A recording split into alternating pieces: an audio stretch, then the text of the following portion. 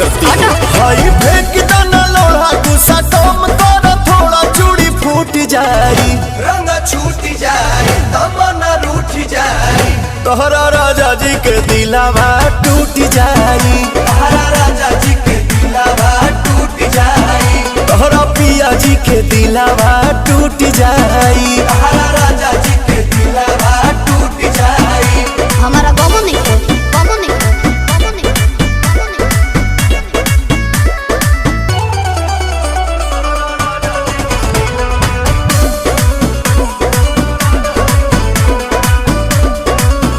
खिसियालू कहे रिसियालू कहे गरम आलू तो फेंक देलू आलू कहे।